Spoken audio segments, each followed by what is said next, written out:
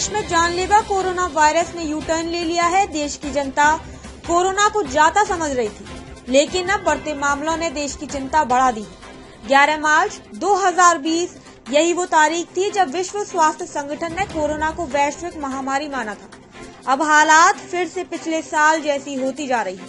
उत्तर से दक्षिण तक कोरोना के मामलों में आई तेजी तनाव पैदा करने वाली है।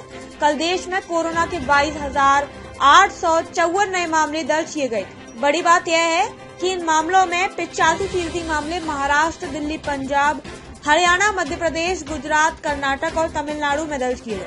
महाराष्ट्र में बुधवार को कोरोना के 13,659 नए मामले दर्ज किए गए हैं, जो कि 5 महीने में सबसे ज्यादा है। दिल्ली में कोरोना के 409 नए केस आए हैं, जो कि 2 महीने में एक दिन का सबसे बड़ा आंकड़ा है। पंजाब में 24 घंटे में 1700 से ज्यादा केस आने पर 6 जिलों नवाशहर, जालंधर, होशियारपुर, कपूरथला, पटियाला और लुधियाना में नाइट कर्फ्यू लगा दिया गया है। स्वास्थ्य मंत्रालय ने संक्रमण के सैलाब के पीछे लोगों की लापरवाही, टेस्टिंग की कमी और भीड़भाड़ वाले कार्यक्रम को जिम्मेदार बताया है। महाराष्ट्र में कोरोना के बढ़ते आंकड़ों की वजह से अलग अलग शहरों में फिर से लॉकडाउन और सख्ती का दौर शुरू हो गया है। कोरोना मरीजों की तादाद के आधार पर महाराष्ट्र के अलग अलग शहरों में सख्ती शुरू हो गई है। औरंगाबाद और जलगांव में महाराष्ट्र सरकार ने आंशिक लॉकडाउन लगाने का फैसला किया है। औरंगाबाद के सभी पर्यटन स्थलों को बंद कर दिया गया है।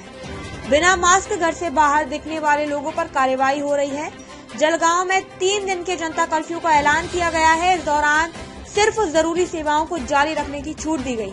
नागपुर में 15 मार्च से 21 मार्च तक आंशिक तौर पर लॉकडाउन का ऐलान किया गया है। महाराष्ट्र का ये हाल इसलिए है क्योंकि लोगों ने जमकर लापरवाही बरती। आज हालत ये है कि महाराष्ट्र के 8 शहरों में खतरे की घंटी बज रही है। देश के सबसे ज्यादा एक्टिव केस वाले 10 शहरों में से 8 महाराष्ट्र के हैं।